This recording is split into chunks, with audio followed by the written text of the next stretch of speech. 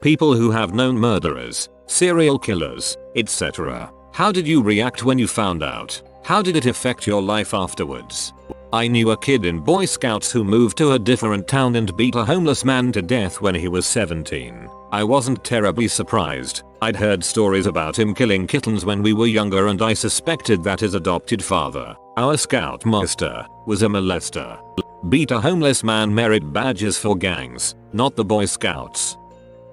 My sister's ex-boyfriend is in jail currently for killing his next girlfriend and putting her body into a cement-sealed barrel. It's so awful for that girl and her family, but all I could think is what a revenge mission I would be on if it had happened to my sister. It still keeps me up at night. The cement part makes me think of Junko Furuta. That was a much longer story though. She was tortured before she died. The worst part is Japan's laws regarding underage killers. I'm really glad your sister isn't hurt, and I hope that girl's family, and, if you believe in an afterlife, that girl, find peace.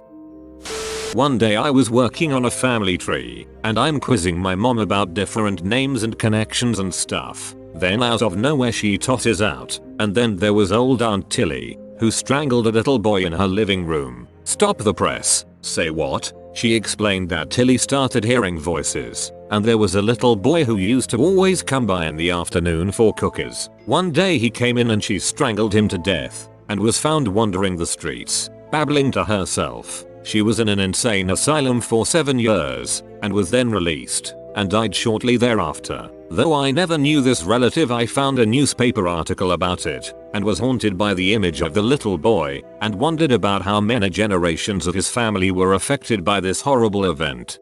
OHH, I had an Aunt Zilla who raised her illegitimate child in her attic for 12 years. We don't talk about Aunt Zilla often. Sort of off topic, but when Ted Bundy was in prison, in Florida, I think, his favorite reporter to speak with was my cousin. She still has the Christmas card he sent her one year. They had a falling out while he was on death row, and I think he sent her death threats. I knew James Holmes in college. He was 1 year ahead of me, but same major. I remember taking classes with him. He also did a bit of research in the Vivaria, and so did I, but in separate labs, so our paths crossed often. I remember him being super paranoid. I remember filling out health questionnaires, medical clearance forms for a final that required in vivo work and access to the vivarium. He threw fit in our lab, telling Arte he wasn't going to fill it out. He finally did, but put a disclaimer on the bottom of it. It was bizarre. I think that was around 08/09. I think he was already unraveling then. I remember when I found out about Aurora, I was working when my old college roommate texted me asking if I heard about the shooting in Colorado, followed shortly by her texting me who did it. My roommate remembered him clearly from a GE class we both took with him. I remember feeling scared for some reason when I put the name to her face. My teeth started chattering wildly. I was shocked. It still freaks me out to this day remembering working in labs and having class discussions with that guy. We were definitely not friends, but I probably saw him nearly every day for at least a couple years. I can still see him working across from me under a fume hood in my mind's eye anytime his name is brought up. One of my classmates was shot in the head at that shooting. It's interesting to hear from someone who knew him before that time. This year a co-worker sent me a news post of a murder. The news mentioned a guy with a name I didn't really recognize, but it said that he was 2 years older than me and graduated from the same college on the same major. I look up the name on Facebook and I immediately recognize him. I had a couple of classes with him and he was the president of my major student association. I didn't get involved much with these kind of things. He beat his girlfriend to death, stayed inside the house with a body for 3 days, and then killed himself with a plastic bag. It surprisingly affected me more than I expected since I barely even knew the guy. I felt sick the whole day. It didn't impact me much after, but it sucks. The poor girl was highly involved in non-profit organizations and they looked like a fine couple. Strange world. When I was in the army I knew a guy who used to joke about killing his wife all the time. No one ever thought he would. It was just a joke. He ended up walking into our first sergeant's office, guy who was in charge of the lower enlisted. He told him he killed his wife. The first sergeant said, "Yeah, get the frick out of my office." He replied, "I'm serious." MPs were sent to his home on base, Sure enough, they found his dead wife. I went to school with a popular guy on the pro athlete team, but always kept to himself. He seemed to only interact with others when he was playing with his teammates, but he wasn't awkwardly quiet or anything. He said hey, smiled at others, cool content guy. But then, he was on the news for killing his GF's mom, and little sister, minor. It was a domestic violence situation until he decided to take things further, I guess. Police found him walking down the street with blood all over him. It just seems weird because you know this person and it makes you wonder what made them react to that extent. I'm a forensic psychologist and work at a state hospital on the unit for people found not guilty by reason of insanity. Many of the clients' index offenses are murder or attempted murder. Because of the circumstances of their crimes, they are usually in the paper with varying degrees of follow-up media attention. When new staff first transition to the unit, they are shocked at how generally stable most of the clients are. Some are indistinguishable from your friends and family. Others are clearly mentally ill, but they seem more tragic than dangerous. I cut my teeth as a teacher at a rough school in Portsmouth. It was a deprived area where lots of students had it tough outside the school gates. Lots of drug-addicted parents, thieves as role models, etc. I've posted before about a boy who pulled a knife in my classroom. I once taught a boy called Sam. He was a rude, aggressive boy who liked to make people squirm. He had streak in him that, when it came out, made him into something akin to evil, cutting girls' hair, pushing over old ladies, and the like. However, Sam and I had a strong relationship. I was always praised for getting through to him and we often had lengthy chats about life after secondary school. It was my second year as a teacher when he left and I genuinely thought I'd made a difference. 5 years later, Sam's face is on the news. He's mown down 2 teenage girls, on purpose, as they walked home from a party. He drove over them, then rounded a roundabout to drive over them again. Nothing compared to the horror I felt alongside the impotent feeling left inside me. I thought I'd perhaps got through to him in some way, but clearly I hadn't. I felt like I should have done more to help him seek the good inside himself in those 4 hours a week we spent together. I was naive. I'm no longer so arrogant as to believe that my words can change lives, but it hasn't stopped me trying. As a teacher, life can be tough. You are but a flicker in the long night of these students' lives and you strive to make a difference. It's at times like that, when you realize you made none, that really hurts. This may not help things, but I can tell you that my teachers have made differences in my life. I may not remember the name or sometimes the face, but I remember life lessons that I got from being around them. A few of those flickers in my life contributed to a much healthier and brighter flame in the long run, in me.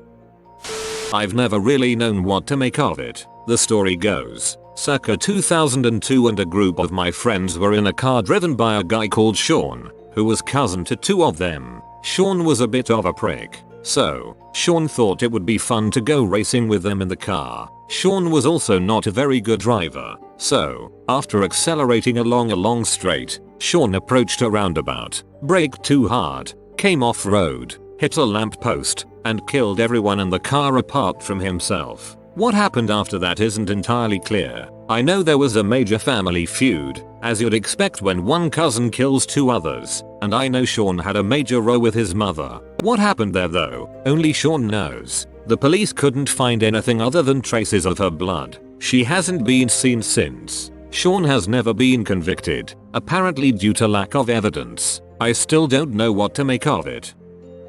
I found when I was like 13 that both my grandfather and uncle had killed. I never met either of them. They both were on my dad's side of the family. My grandfather basically beat a woman to death and I guess they described as him giving her a hysterectomy with his bare hands. My uncle killed 2 people. The first one he stabbed a guy like 80 times, slit his throat ear to ear and then cut him from balls to throat. He wrote on the walls with the guy's blood, kinda Charles Manson like. The second person was a woman he met at the bar. He stabbed her around 70 times and dismembered her. I guess the big reason why they both went off the deep end and killed somebody is because they got extremely wasted and got very angry for whatever reason. At least that's what I was told.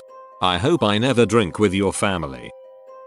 I worked in a boxing factory for a couple weeks once when I was in college. After working there for about 2 weeks, some of my co-workers began telling me that the guy who was working in my section was pretty new and that he was from Idaho. Nobody really knew anything else about him because he didn't talk much. He was the softest speaking guy I had ever met. I noticed a tattoo of a child's face on his right shoulder and asked who it was. He said it was his son who he choked to death because he wouldn't stop crying. It had happened 40 years before, and he was in his late 60s, early 70s. I smoked a couple joints with him before work and during lunchtime too. I can't really describe how I felt when I had realized I've been smoking every day with a guy who had choked his son to death 50 years before. I ended up quitting a couple days. My uncle this year murdered his ex and all 6 of her, and 1 his children, and her current in one night. I never really knew him because my mother made sure I never really met her family, for obvious reasons such as the males in her family, including him, were horrible rapists etc. She totally lost it the night my aunt called. It took me hours to calm her down and she couldn't be alone for any amount of time. Still, she is paranoid he might come and try to hurt her and she is scared she will be forced to testify against him in court. It is at the point she can't even see the Batman symbol without cringing since he was wearing a Batman shirt that day. It's hard to deal with it the way that, since I didn't know him, I feel really detached, but at the same time one of my own family members killed 6 kids, one after the other, in front of their mother and killed her last on purpose. I feel like I can't totally help my mother because I can't totally relate to her fear, but I feel I should. I have known more than one. The most recent was my next door neighbor. After all his immediate, and some not so close friends' family were dead, he started making overtures toward me. I am an older woman. You would think I would be safe by now. I would dash inside my house whenever I saw him come outside. As the details of the deaths began to come out, and the police investigation heated up, he committed suicide. Everyone left who knew him was very glad he was gone. It's been about 7-8 years now, and the memories have faded. He killed both his mother and his wife, at separate times, his drug dealer, his next girlfriend and her ex-boyfriend. None of these folks were less than 50 years old. It's not always the young guys who screw up. If he had prior victims, he took that knowledge to the grave with him. I had a close call about 30 years ago, living in a seedy motel that had been converted to efficiencies. It was known there was a serial killer in the area. He would watch young women in bars, figure out who came alone and in what car. Then, he would flatten their tires and be that kind stranger who offered to help them when they went to go home. Their bodies, I think he stabbed them, perhaps strangled as well, were being found in a few days after each one went missing. He killed the daughter of a very close friend. I was napping one day, worked nights, and a noise woke me. I did not identify the noise, but when I saw the closet door ajar I immediately ran outside to a neighbor for help. I am obsessive about closing doors when I sleep. The door was wide open when we returned to investigate, and there was a footprint in the middle of the bed where I had been sleeping. It was clear the intruder had left via the very large window immediately next to the bed. A few days later, the killer was caught. He had been working at that seedy motel efficiency as their handyman. I am convinced I was extremely lucky that time. I generally gravitate to the outcast in any group, to try to ferret out their story. Can't help it. Really sucky childhood. I have come across many more really scary ones, some very interesting ones, and lots of just plain sad ones. I feel I am so very lucky not to have suffered more than I did. And the best part, I am still alive. Well, you can't not tell us the stories now. They sound like a heck of a book. You have been visited by Worried Woody. He's concerned that you didn't like the video. Leave a like to make Woody feel better. If you are new to the channel, you can subscribe. I publish new videos every day. Until then, check another video, or don't. Either way, have a great day, you magnificent people.